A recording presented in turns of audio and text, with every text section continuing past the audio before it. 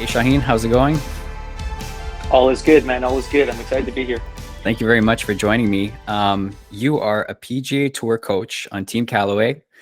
You are one of Golf Digest's top international teachers. And I've known you since elementary school, and I never knew that you were into golf until I discovered you through Instagram, where you have a huge following and a lot of people learning from you and consuming your videos and your content. So tell me about your origins as a golfer. When did this all start, and how come nobody knew about it? Okay, so for those listening in, Robert and I have known each other basically since we were little kids. And I don't think anybody knew that I was into the game of golf until probably when I first started publicizing that I was teaching, which I think I was 22 at the time. So 10 years ago now that I've been coaching the game. When you're a kid, golf wasn't really a cool sport. So at the end of the day, it's sucks to say, but popularity wise, obviously everybody's very weird about that, myself included. I clearly was. I fell into the trap like most high school kids. So I didn't really publicize it too much that I used to play. I started playing at a super young age. I was playing with my dad and my brother when we were like 5, 6 years old. I think there's like a funny story that my dad always reminds me of, which is like the first time we went to a golf course, I was wearing soccer shoes because I didn't own a pair of golf shoes at the time. And if anybody remembers those old school soccer shoes with like the really thick cleats that were like meant to just puncture a massive hole into the ground, just really not good for golf course architecture or like maintenance whatsoever. So we had gotten kicked out of the first ever golf course I ever played on because I was basically destroying the crap out of one of the greens because I was wearing the wrong shoes. So that's always a funny story I revert back to just because of how like not knowledgeable I was about the sport back then.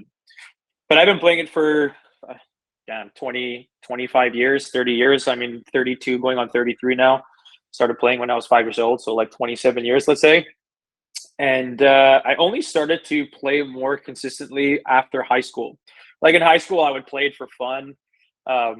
Obviously, someone else from our high school was really into golf back then, Toby Schneider, if you remember him. And Yes. it's so funny because after I had gotten more heavily into golf, he was messaging me. He's like, "What, dude? Like, since when is this even a thing?" I'm like, "I don't know. I'm just winging it." And I was like a math and science kid growing up. I obviously studied that stuff a lot. I have a business degree from I went to commerce in Vanier College, and then I was planning on continuing to fall into the same line of business stuff like a lot of people did from our high school back then. And then I just, for whatever reason, just was not interested in that at all. I started to get interested into like city planning and like real estate. My father's a real estate agent, so I went into urban planning at university. And again, still wasn't like big into the golf scene at all back then. This was probably like 18, 19, 20 years old. And then out of nowhere, I just got the bug. I really wanted to play it a lot. I got really good at it really fast without any coaching. Ironically enough, like I'm a golf coach and like I'd like to think I've been pretty successful so far. I've never taken a golf lesson before, which like is mind boggling to people, like I do this for a living, but I've never put myself in the other side of like the seat. I have no idea what that feels like. And then I was playing a garage league soccer game one day and I tore my ACL. And I had already like been really interested in wanting to like maybe make a career out of golf at that point, or at the bare minimum, I was like starting to learn more about the golf swing and whatever. And this was like late teens, early 20s. And then as soon as that happened, it was basically like, okay, we need to now put all our eggs into this golf basket because I was basically sitting around my house, not working for like a year almost. And I was just tweeting out a bunch of golf stuff that I found interesting. And then like through me randomly tweeting things, it started to develop a little bit of a following. Then I kind of jumped onto the Instagram bandwagon way before they made it like impossible for people to grow their pages nowadays and stuff. Yeah. And before like algorithms were involved in all that. And Instagram took off. And then like next thing I know, like a year went by, and in one year I went to like 30,000 Instagram followers. I went to like 5,000 Twitter followers. People from Montreal were starting to ask me for golf lessons. And then I went and did like a certification, and I just started teaching kind of randomly from there. So I always like to relate it back to the fact that like if I don't tear my ACL playing soccer, I probably don't spend a lot of time posting stuff on social media, probably don't develop the social media following, which doesn't allow me to focus on it full time at some point. So it's like almost, those blessing in disguises where at the time you thought was terrible for you. And like, I was depressed like everybody else who would go through a major injury, but it ended up being obviously the best thing that happened to me to now. So got very lucky with that. That's such a great story, and it's amazing how that injury was the catalyst for where your career ended up going. That's so fascinating. I love hearing stories like that because I'm all about taking negative situations and kind of flipping them around and seeing like what can be done with this. How can I make this inconvenience useful to me? So that's exactly what you did. So that's terrific. Congratulations on that. Thanks. Yeah, I was basically just sitting around my house bored, and I was like, okay, if I'm gonna sit down and do nothing, maybe just like share my thoughts on the golf swing. And a lot of the information I posted back then probably was like disproven since, or I've changed my attitude or my opinion about some of that information, but obviously it was good enough to turn it into a career. So I'm thankful. So what is it that drew you to the sport initially? Was it just through your family that you got into it? And like what kind of kept you going afterwards? Like, is there something that particularly draws you to the game? I love the fact that number one, you are not relying on other people. I grew up playing a team sport. I used to play soccer very competitively. I played for our high school back in the day when we were both at the same school. Um, you know, there's something about like feeling like you performed as good as you can and you still lose that kind of sucks mentally. And I obviously didn't like that very much. And I'd like to think I was a pretty good soccer player back then. So I probably had those thoughts a lot, even though probably a lot of it wasn't really that truthful. Um, and so I don't know. There's something about golf that it's like it can always ground you. You know, you feel like you're amazing one day, and the next day you can just feel like the worst golfer in the world. That always gives me this feeling like I want to be better at it. And you're not relying on other people, so it's a very independent sport. You can play it on your own time. You can play it on your own terms. You can create whatever kind of rules you want to play with yourself, if that's what you like to do recreationally. And then I got the golf bug. Like I just got so good at it that I was like, damn, I really want to like maybe make a career out of playing before coaching. Like that was my thought process. And then, injuries happen. I have a herniated disc on top of the torn ACL. I've actually never gotten surgery on the ACL. So I just don't have an ACL on my left knee. So I have no real support on my left Oh, side wow. that much. Yeah. And that combined with my back, it's like I would try to practice a lot to put time in to maybe see if I could make a career out of playing. And my body just couldn't sustain the amount of practice that's required. Because at the end of the day, like you can be really good, but if your body can't support it, it just doesn't work. So I still play phenomenal golf now, but not to the level that maybe I could have if I was able to practice more. But again, leads back into the fact of like me not being able to take it seriously as a career in terms of the playing side allowed me to invest more time into the coaching side. And that's what led me into coaching. I have a huge affinity for math and science. I'm a numbers guy. I've always loved numbers my whole life. I'd like to think I've always been pretty good at math and like especially quick math when it comes to numbers and the science behind all of how that works. And so I've just kind of put together my own little mathematical theory about the golf swing and how to piece things together. And it seems to have kind of taken off. So it's been good. Oh, that's great. So talk to me a little bit about the difference between playing and coaching, because you mentioned, initially having aspirations to play, but then also feeling drawn to the coaching. But do you necessarily have to be an amazing player to be a good coach? Like, what's the distinction between the two? I think that there are certain qualities you can have as a really good player that you can then relate to the students you work with. Um, for starters, if you've gotten what it takes to become a really good player, you know what that process looks like to get to becoming a good player. So there's a lot of insight you can share with your students about what that process looks like, in terms of scheduling, how often you should be playing and practicing, the mental grind of obviously feeling like you're, investing a lot of time into something that maybe the return isn't always there every week. Because obviously everybody goes through ebbs and flows. And I always like to relate this to almost like training at the gym. You feel like you're eating as healthy as you possibly can and you're working out. And sometimes the scale just doesn't show it. And it could be like it could be taxing mentally to feel like you're exerting as much as you can and not kind of getting that same return on investment from it. So, becoming a good player, I think there's a lot of that you can relate to players and just like how to make swing changes go from like a comfortable, controlled environment on the driving range where it's like you hit a bad shot. Hey, who cares? You pull up another ball on the floor and you hit it and nobody bats an eye about it. But when you're on the golf course, you don't have that potential. There's a score attachment to it. So there's a lot more pressure on every shot that you're hitting. So trying to take a change mechanically from how your body's moving from the driving range to the golf course. There is a way to approach that can be more efficient than maybe some ways that players usually do. And I find that going through that phase yourself as a good player, you can relate a lot of that to your player. So I think that's very important.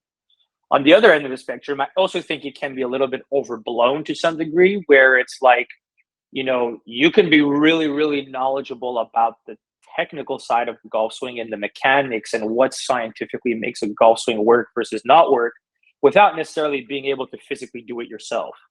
And some people don't have the body type to be able to do it. Some people don't have the practice time or the free time to be able to invest to become a good player. And for example, one of my really good friends, he goes by the name of Jeff Smith. He's kind of a colleague of mine in the industry.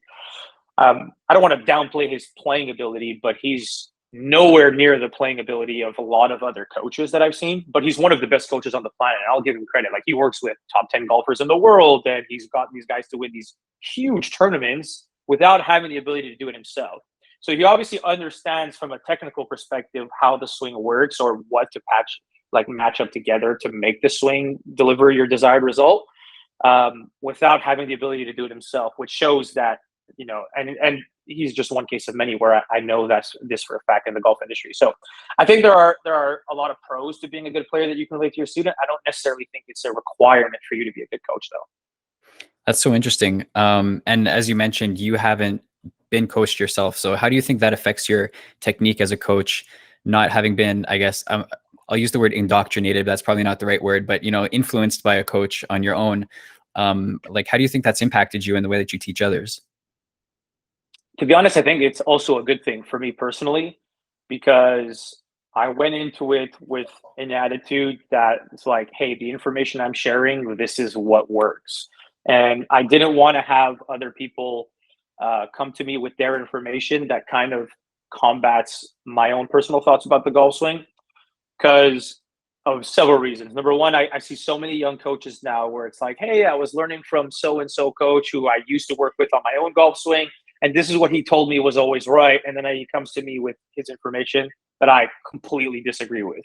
And it's like, well, now you already have this predetermined idea of how the golf swing is supposed to work, and the science isn't even there to back up what this person is teaching you. So it could lead you kind of down the wrong path if you have too much of an influence from someone else. At the same time, another reason why I think it was super beneficial for me not to have studied necessarily under someone else for my own golf swing is because I went into it confident.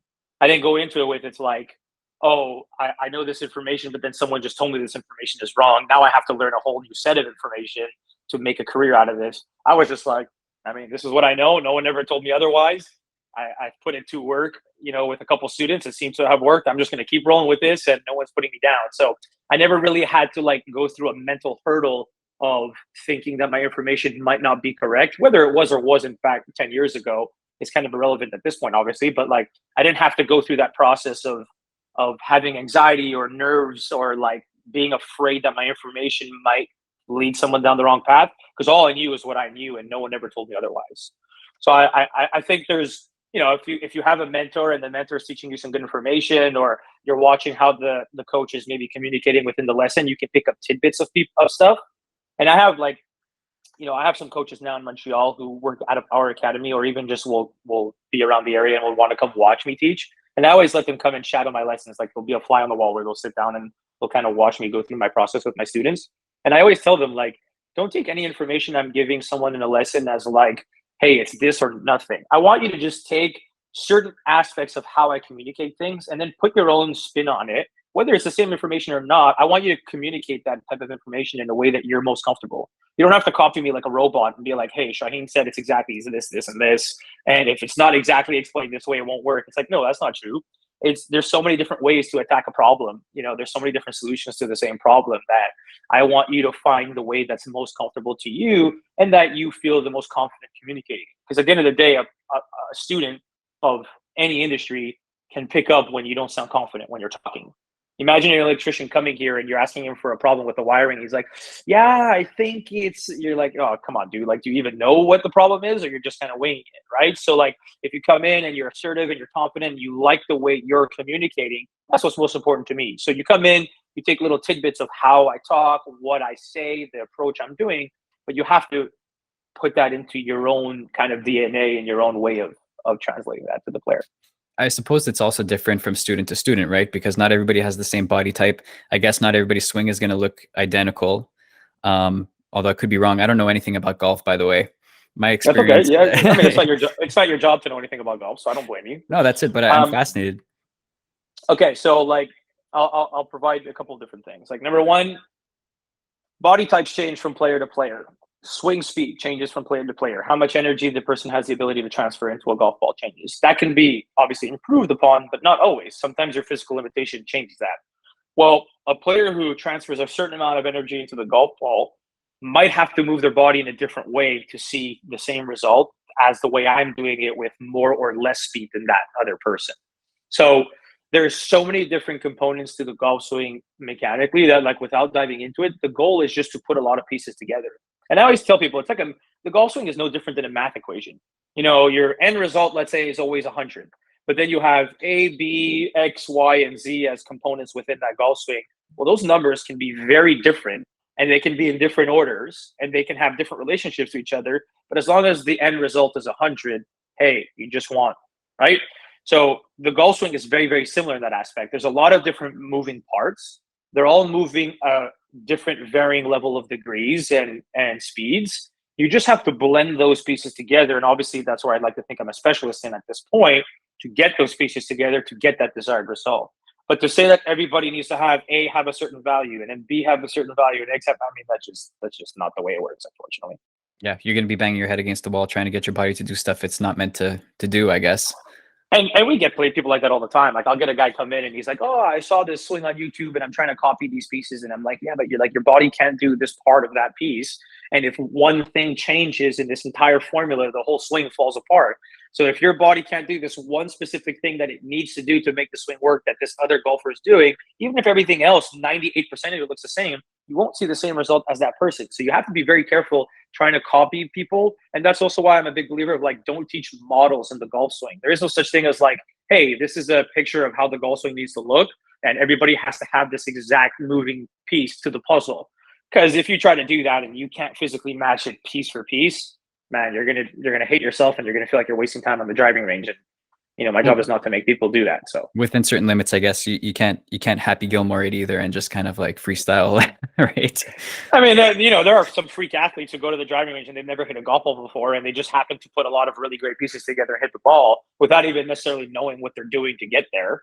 But those are obviously outliers. For the most part, people tend to struggle with this sport, and I always like to think it's one of the few sports that can make an adult look really stupid when they first try it. There's not a lot of sports that are like that, where it's like, I can have a baseball bat and I might not look like a guy who's in the MLB, but I can kind of hit a ball if someone's lobbing it to me, or I can kick a soccer ball into an open net, or I can do something with a hockey stick. Even if I can't get it off the ice, I can slide it across the ice. But you can have a golf ball literally sitting there not moving, and the player tries to hit it and he whips it 7 times in a row, and you're like, how is this possible? I mean, golf is just one of those complex sports that can make you look that way really fast. Right. It's like you mentioned, it's an individual sport. There's nobody else who can make you look good or bad. It's all on you. So talk to me a little bit about the psychology of the game, because that's one thing that I'm really interested in, because there's obviously the physical aspect where you have to be an athlete and you have to have your mechanics down and everything. But there's also a huge psychological component in that the pressure is all on you. You're not even really playing against anyone. You're just playing against yourself at the end of the day. So how do you translate those messages to your students, and how does one apply the proper techniques to get through the mental game? So nowadays, there are so many golfers, even professionally, that will literally hire sports psychologists to help them with this, because it's not one of those things that's exclusive to like the recreational golfer who's not as good as a professional. Even professionals go through these massive mental challenges that sometimes can be a huge limiting factor in their ability to score well and perform in tournaments. And so they hire these professionals to help them out. Now, obviously, I'm not going to go ahead and say I'm a sports psychologist. I obviously have a lot of knowledge about this stuff just because I'm in the industry, and I certainly have enough communication to help a recreational golfer. But there's so many low-hanging fruit things a player can do to help them with that. Number one, I would right off the bat say most people have way too many high expectations when they're going to a golf course of what their ability is. You have a guy who has a full-time job, who has kids, who has a social life, who invests maybe 1 hour per week hitting a golf ball at the driving range, and then expects to go out there and look like Tiger Woods on the golf course. And it's like, already the psychology is going to lead you down a negative path, because now you're going there with an expectation that just very simply cannot be matched relative to your skill level and relative to your input within the game. How much time you're actually giving the game is not going to give you the same results back. It's just not the way it works. Or it's giving you the results back that are actually, deserved based on what you're putting into it. Right. So expectation management, I would say, is probably one of the biggest factors that I always stress a lot with people going into it. It's going to be a step-by-step process. If we go through these types of changes and we go out onto the golf course, we can improve these certain areas.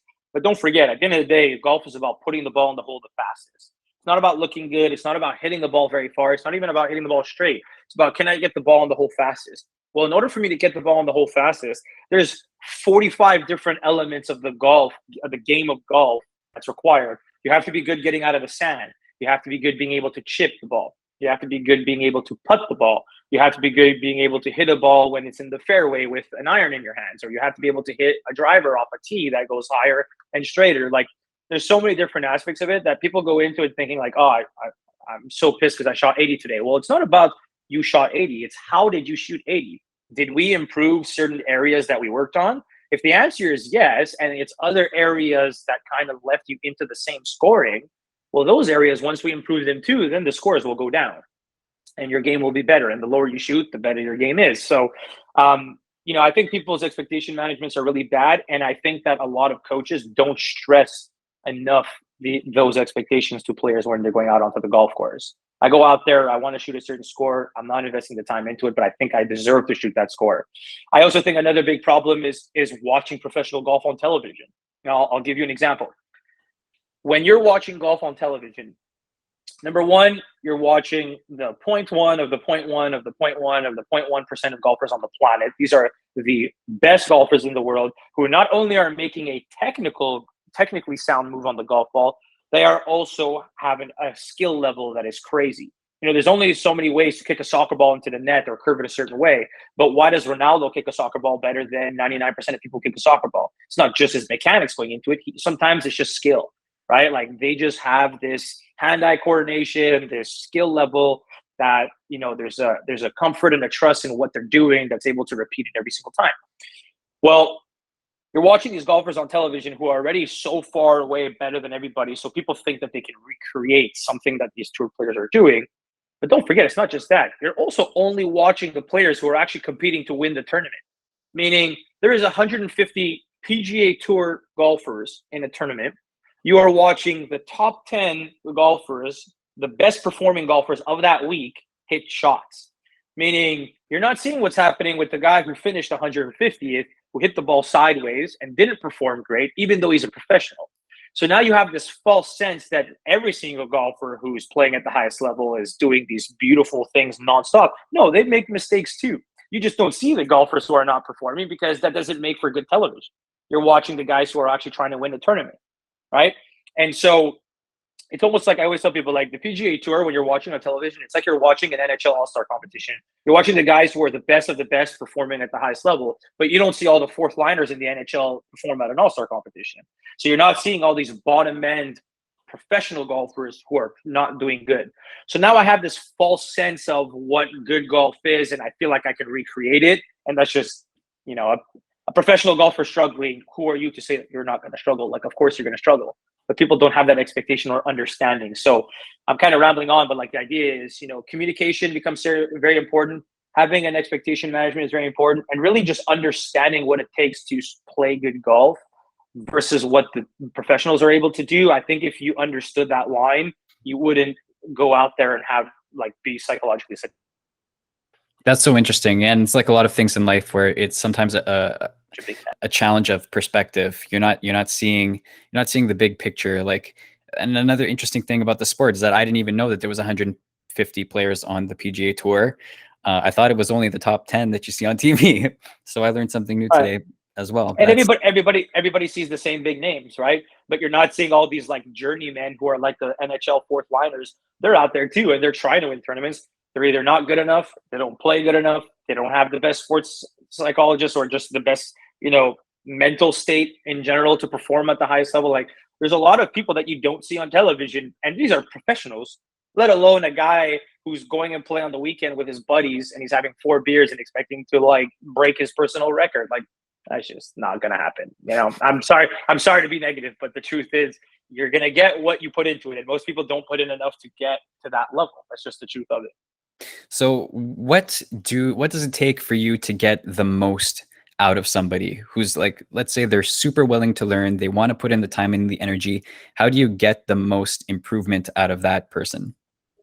Okay. So for me, I am a huge advocate of, let's say, the general lesson, the average golf lesson a coach is going to give is going to be 1 hour long.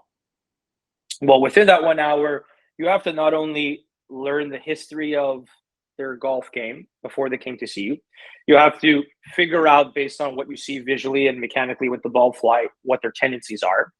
And then you have to try to communicate how to get better. Well, odds are you're not going to make someone magically better within an hour. An hour at the end of the day is a very small amount of time for me to do all these things together and problem solve and see good results right away. Like, it's not what's going to happen. So I put a lot of emphasis on having a player leave my lesson, not just with the value of a better ball flight, but with the value of, I want you to learn why you're doing certain things.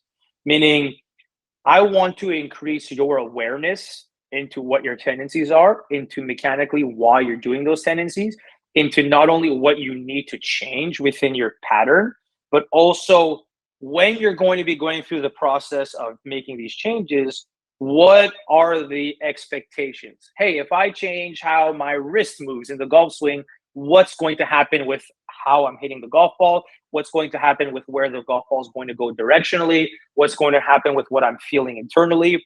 I want to foreshadow ahead and give that player those expectations so that when they go out to the driving range themselves, they're not going to do something, see something that they're not really 100% sure of why it happened, and then be like, oh, I don't know if that's good or not.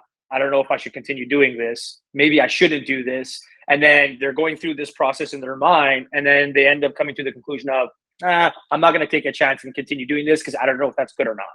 Because then the problem is the player ends up in this vicious cycle where it's like they do something, they don't really know why they're doing it or how they're doing it.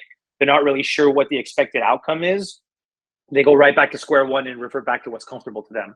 So for me to get the most out of a player, and especially for me to get the most out of a player after our hour is up or our 2 hours is up or however long I've spent with the person, I want to give them a much of this understanding and expectation, not only mechanically of their golf swing, but even foreshadowing ahead of what that process of making those changes is going to look like so that there are no surprises. Because if there's no surprises and they go there and they do something, they're going to see a certain ball flight and they're going to be like, oh, Shauheen told me this is a good thing because it means if I do this with how this moves with my hands, the ball will go there. And I just did that and I saw that. So now I'm like, oh, I'm on the right track. So mentally, they're going to commit to the process a lot better. And then I'll be able to get the most out of them, and the time that they're investing, they'll be able to get the most out of, which is what's most important. Often when learning something, it's a battle against yourself, right? A lot of people have bad habits that most of the battle is trying to break those habits to reform new ones, right? Which is, I think, part of what you just described in this, having that self-doubt that, am I doing the right thing? I guess that's what coaches are for, to tell you whether what you're doing is correct or not. And, Yeah, and my goal is not just to tell them what's correct or not, it's to tell them how to go about making it more consistent in being correct. Because at the end of the day, you're not going to just go from hitting a really bad golf ball, feeling something internally with your bad moving habits that you have, to I flick a switch and all of a sudden now everything moves better, ball flight is perfect, and everything feels good. Even if I make a better technical change for the player, internally it's going to feel so uncomfortable to them because they're out of that comfort zone of how they usually move, that there's this trust component that like can get lost in translation there. So that's why I'm such a big believer of communicating all these things, so that when they go through the process of getting rid of these bad habits that you're referring to and they're trying to develop new ones, well, there's a big chunk of space in between going from bad to good. And it's like a gray area. And in order for them to get through that gray area, they really need to mentally commit. For them to mentally commit, they need to understand. And that's why I'm so big on that. That's fantastic. What's the biggest success story that you've had with somebody? Let's say a huge improvement that you've noticed in one of your students. Oh my God. Okay. So I guess I'll do two. I'll do one recreationally and one of a professional. So recreationally, I've had a guy go. So just to give some insight for the audience, if they're not like knowledgeable about golf, the lower you score, the better your game is. So we are trying to shoot lower as opposed to shooting a higher number. So I had a guy shoot on average 110, which I would say is about your average weekend golfer who doesn't play and practice a lot and doesn't get very good at the game. And within 2 years, I was getting him to shoot probably close to about like 75, 76 on average, which is a 40-50% difference in his scoring. And golf is one of those sports where the lower your scoring gets, the harder it is to continue lowering your scoring. Because at the end of the day, you're playing 18 holes. You can only shoot so low for 18 holes. So there is a threshold on what your professional or really good golfer is going to shoot at its lowest. And it's not zero. It's probably closer to like 70 to 75, especially if you're not someone who plays the game professionally. So, getting him to get to that point within 2 years, I would say was phenomenal. But at the same time, I can't even take full credit to that because I'm just a provider of information at the end of the day. Like I'd like to think that my information obviously was good enough to help him mechanically to get there. But, I'll give you an example. Like you can be the best nutritionist on the planet. If someone comes to you and they want to lose weight and you give them all the best information, but he goes home and he eats a bag of Cheetos, well, it doesn't matter. You can have the number one ranked nutritionist on the planet. You ain't losing weight if you go home and you don't listen to a word the guy's telling you. So it's, to some degree, it's very similar with golf coaches, which is I can provide the best information of how to technically get to that place. But if you don't put the work in, you just will never get there. And so part of the credit I would like to take of it for sure, because I did provide him the information on what to do. But at the same time, if he didn't put the work in, he just wouldn't have got there. So part of that credit goes to me. Most of the credit goes to the student. It'll always be that way. In terms of a professional side, I'm currently working with a golfer who's playing PGA Tour golf right now, and he's actually playing the tournament this week. I just wasn't able to travel to go with him. He goes by the name of Yannick Paul. I've been working with this golfer for 5.5 years, about 5 years, since 2017. And when I first worked with him, he was just coming out of the college scene, was not really playing professionally anywhere. And golf is very much like a lot of other sports. NHL, there's the ECHL, which is like a mini professional league. It's like a semi-pro league, right? And then it gets to the AHL, where it's like you start playing a little bit better, but you're still not quite at the show, the highest of highest level. And then if you stand out so much and you perform, you get to the NHL. Well, this golfer was playing in what you would consider like NHL of a semi-pro league. We call it a mini tour in golf. And he was playing on these mini tours. And then over the last 5 years, we've gotten him to a place now where he's still in his mid to late 20s, but closer to the mid side. And he's gotten to the PGA Tour, and he's gone from ranked about 2000th in the world ranking to now he's in the top 175. And this is through our work together over the last 5 years. So the reason I choose him and not someone else is because I do work with other players who are ranked even in the top 100 in the world, but I didn't necessarily get them there. I'm helping them to improve, but they were already an established professional who had contacted me for help once I was already an established coach. Yannick is a golfer who came to see me when I've only been teaching for 5-6 years at the time.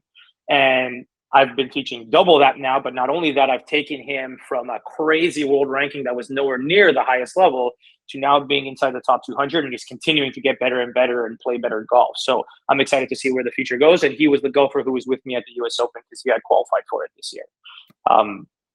So that's probably my best success story in terms of pro side, just because I've taken him from an area where he wasn't even close to playing at the highest level, and now he is at the highest level as a professional. I think that's amazing and way more exciting than taking a guy who's already an established success story, and I'm just making him slightly more successful, if that makes sense.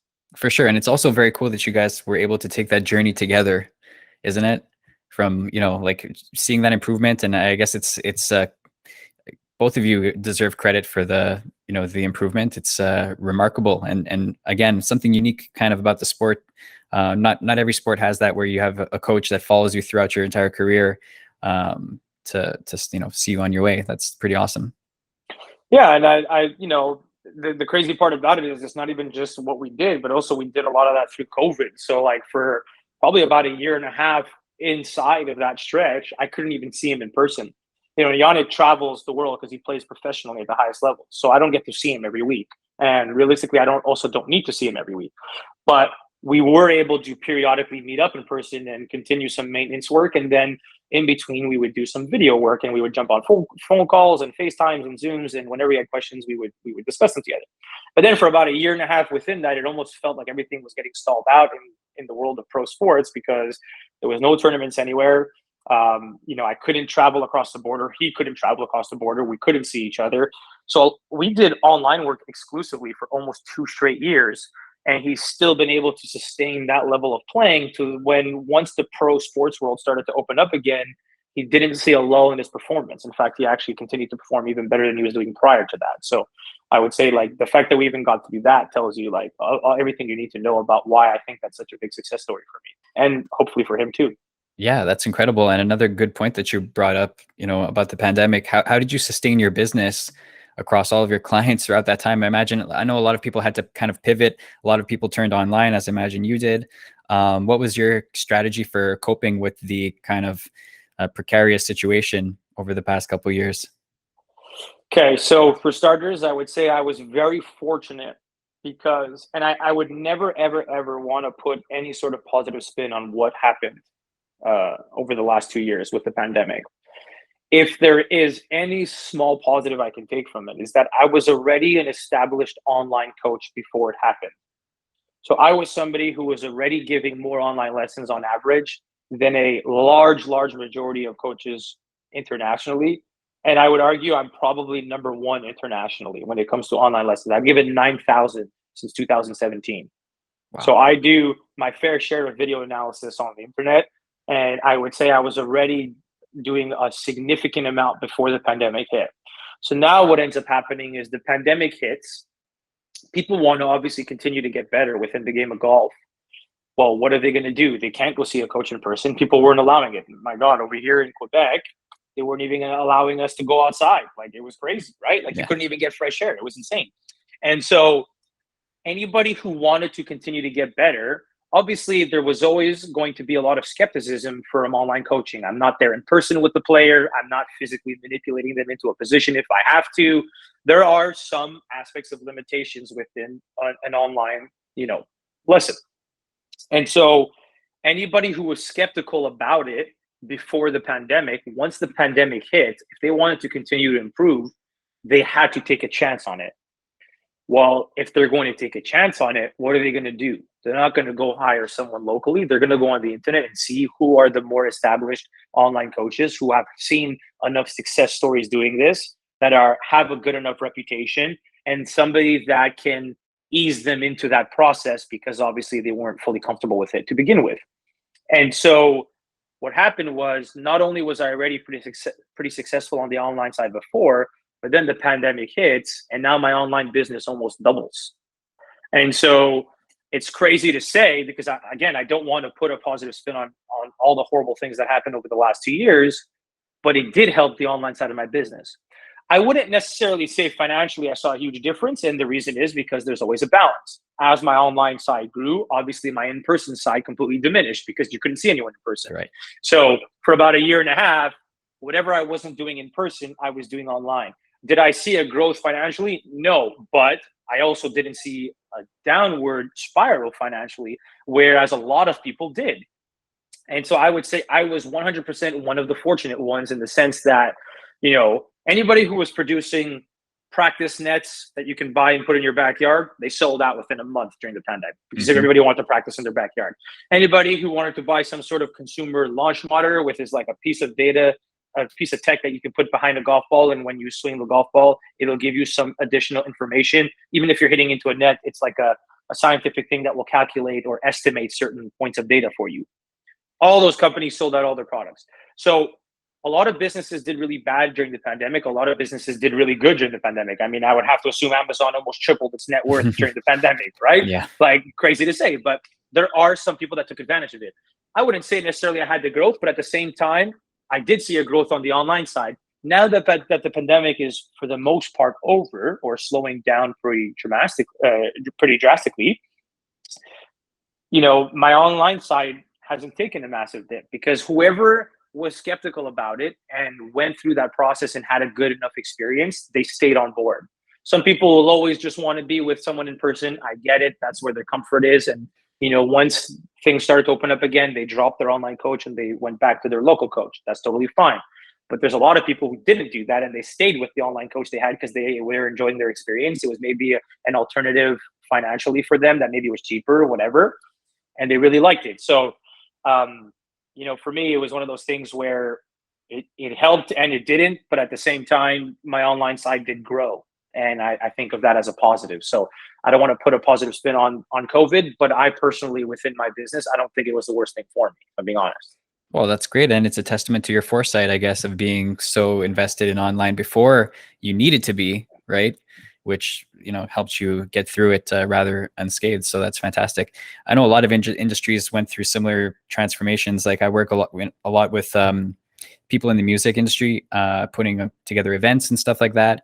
And there was a movement towards online live streaming and stuff like that, which is not disappearing. It's kind of just there now to stay to some degree. There's no replacing live concerts for sure. Those will always be better, but there is a place for the online stuff too now that's kind of sticking around even as we come out of the pandemic. And what's crazy? Like I always like to think of this as like, just look at the business of what Twitch is as a company. Mm-hmm. Twitch obviously has all these people streaming, people can sub to it, whatever, right?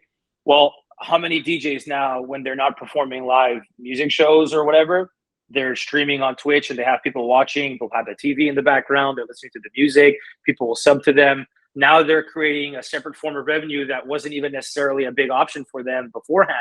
But now people had a great experience during COVID. They loved it. They stuck with it. And now they're finding ways to change maybe a little bit of their structure of how they run their own business and still be very successful. So I think COVID changed a lot of just every industry. Obviously, golf, in my case, it was very, very different. I had a ton of, and literally hundreds of successful in-person coaches internationally who contacted me and asked me for help on how I run my online business because they saw what I was already doing. They saw how much it helped during COVID. And part of that was timing. Like I was really lucky in the sense that I was already an established online coach before that happened. If I'm trying to get into the online side of coaching and then the pandemic hits when I'm not quite there yet, maybe my whole career looks different, right?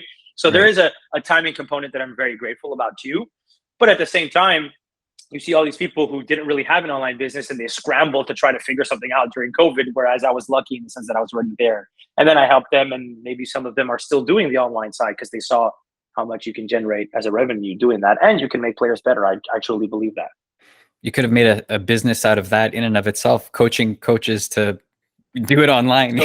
So you want to laugh. Through COVID, I started a coaching mentorship program because I've had so many coaches contact me for help about certain things, and I started to realize these calls were taking a chunk of time. And if I really wanted to make sure a coach fully understood how I run my business and specifically the online side of things or how I run my social media pages and whatever, they wanted to learn more about that. It was taking so much time that, not that I wanted to charge them or not charge them, but I literally created a whole program where now I get on calls for hours at a time with coaches.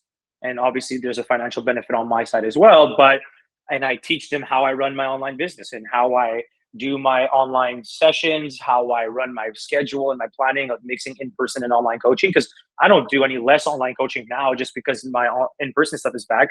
I just try to stay as busy as possible. So you laugh, but it literally did turn into a form of revenue for me and a business. That's on the side of that. Yeah. So one last question before I let you go. Thank you. You've been very generous with your time. I appreciate it. Sure. So a lot of what this project that I'm doing is about is kind of growth mindset and how to push yourself and achieve more than you are, kind of push your boundaries. So that applies definitely to, learning a sport like golf, but also in business. You've seen tremendous growth with your brand and your business. What's been the key for you to thriving and having success with your business? I don't want to be the guy who's very cliche, but the honest truth is you have to love what you're doing, because I just see so many people who are so miserable in the jobs that they have that if I'm going to work and I already hate what I do and I don't like the people I work with and I don't like what my tasks are every day, there's never going to be any motivation for me or any passion for me to want to get better at it. because all I'm going to do is dig myself into a bigger hole of being even more invested in whatever job I have. And if I don't like it, why would I want to be more invested into it? I'm very lucky that I found a passion that I can turn into a career, but that motivation always came from the passion side of it. It didn't stem from me wanting to be a successful golf coach. It stemmed from me loving the game of golf and me playing the game and me really seeing all the different fun aspects of the industry and then turning it into a career or finding a way to turn it into a career. And the hard work that I do. And, when I first started, I was doing 40 hours a week. And then the year after, I actually increased it to 50 hours a week. And, I've been in the golf industry for 10 years and I still work 80, 90 hours a week sometimes. It's not that I want to necessarily be doing that. It's that I just love what I do. I'll be sitting down at home and even on some time off, I might go to my phone and answer a client. Like, that's just the way it is. I could easily put my phone away and not do it, but I enjoy it enough to do it. So I would say that if you really want to be successful at any career, you really want to get through that motivation to do something, you have to love what you're doing. Theoretically, there are going to be outliers who can force themselves to do it. I just don't see a way in which that's sustainable long term. There's going to come a point where you're going to crash and burn and just absolutely hate it. And if you're not necessarily in the early stages seeing a net positive, whether that's financially or mentally or something else, and you're not getting that return in a positive way, why would you continue to invest into it? You're just not going to be motivated. So find something you love to do, find a way to turn it into a business. You can literally turn anything into a business right now. The online part of life is so big that you don't need to be selling things locally. You don't need to be offering services locally. You don't need to be doing something locally. You can find a way to transition that partially online or fully online. There's so many different ways to find a career out of something you love to do. And so I really think you need to love what you're doing in order to find that passion, to work hard in it and want to grow within whatever, aspect of business you're trying to do. That is a great answer. And it's so true. I agree 100%. So thank you very much for taking the time. It's been great catching up with you. For sure. Congratulations again on your success. I hope it continues. Thanks, dude. And let's talk again sometime. All right, everybody. Take care.